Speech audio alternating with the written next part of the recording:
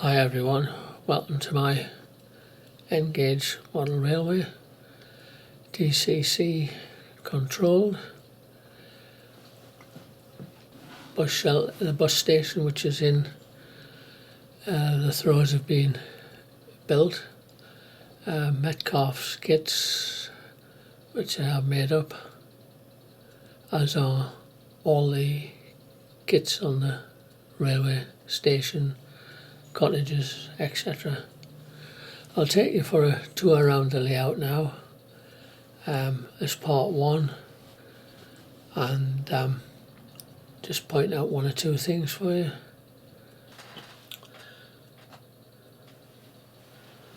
We're now looking over the station area at the local depot in the distance.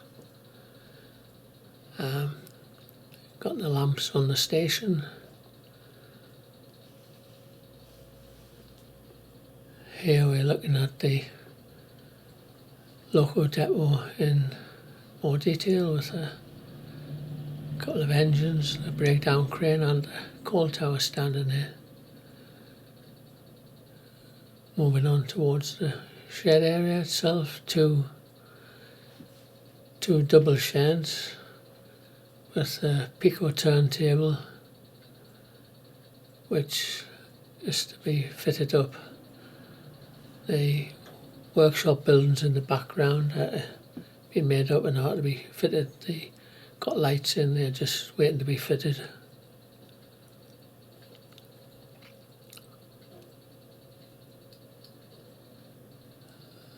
Moving on round to the back side of the layout, we've got the warehouse with the shops and railway cottages for the railway workers.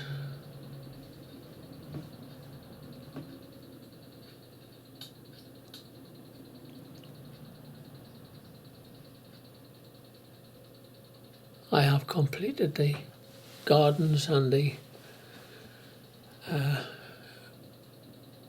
shrubs and trees in the background there for the gardens, and some more work to do on the back scene on the embankment units. As you can see, the roads need lining. Somebody's on the move with Mr. Pickford's.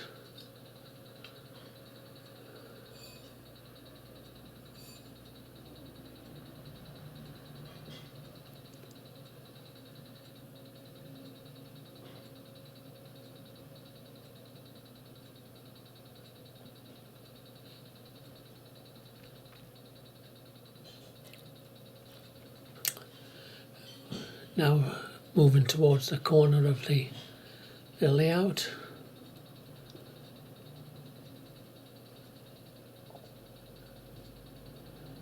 Some allotments there with the greenhouses, some sheds there for the gardeners.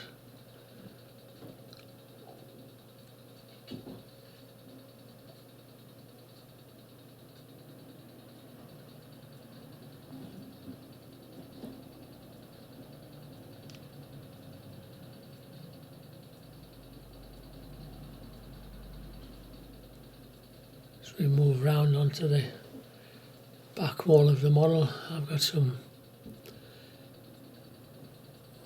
units there for to put in somewhere. Haven't quite decided where yet.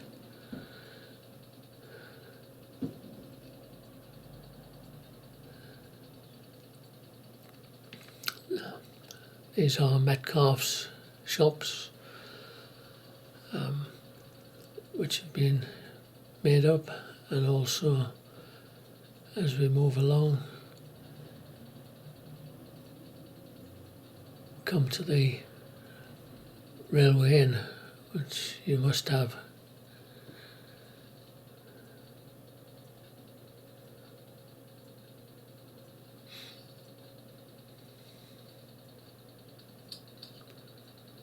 This is the right hand side is part of the Lifton Bridge, which obviously has to be finished and some buildings put in, etc.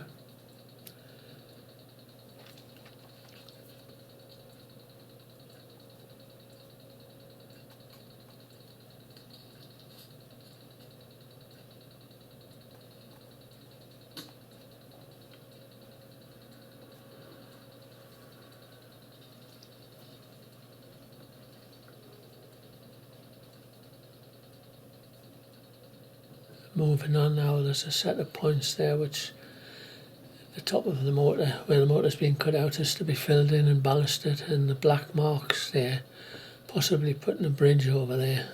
I've got a bridge made, but I'm not sure whether to put it in yet to link the station with the cottages in the small town, village, etc.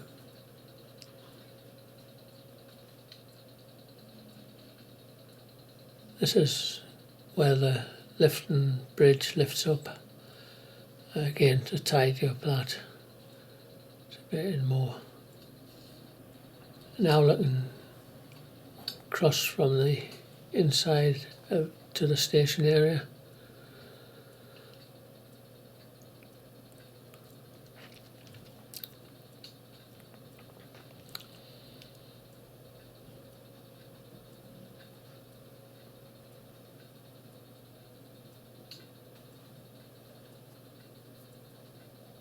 We're looking at the other side of the station now,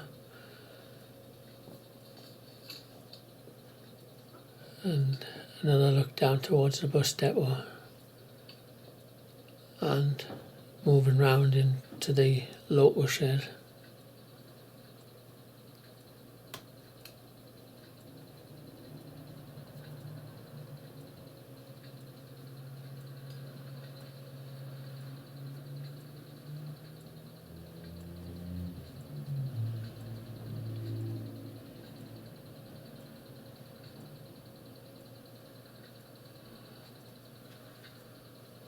Two locos in the depot there. The 9F is a mini Trix which has been converted to DCC and runs very well considering the age of it.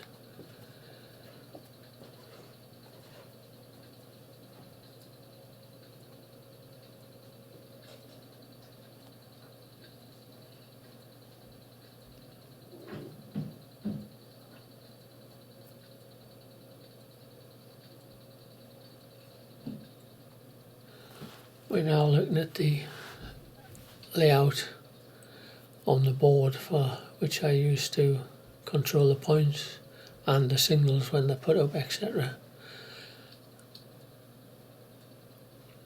Who says DCC is very little wiring?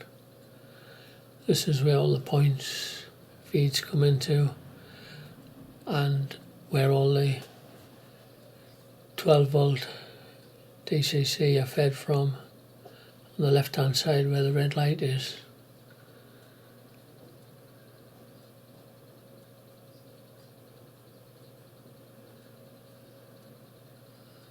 I use an NEC Power Cab for controlling the railway and I find it very good.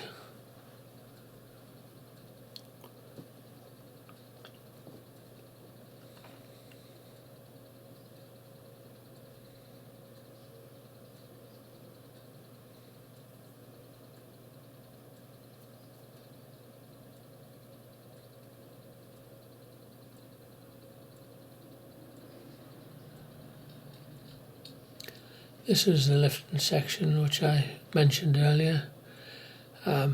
Lifts up, drops in. There's two dowels there, one on the top, one on the bottom, which is located. I'll show them more detail next time. Drop it down onto the bridge.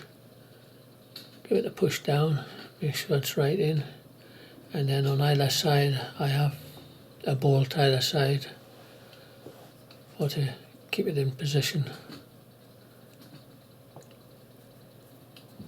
So you can see the bolts, just taking it out again for you, and then push it in, and there's one on the other side as well to keep the track firmly in place. We're now looking at the points, where there's a crossover, I use them in tandem from my panel with the probe. As you can see,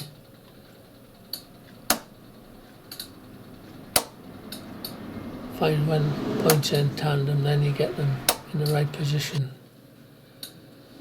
without having to worry about one end. Now we go on to running two of my engines round. This one is Northeastern.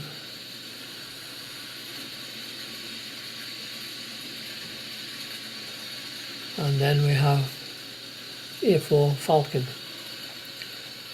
This is the first time I've done this, so please, any comments would be appreciated, any advice would be appreciated, and I hope you've enjoyed it.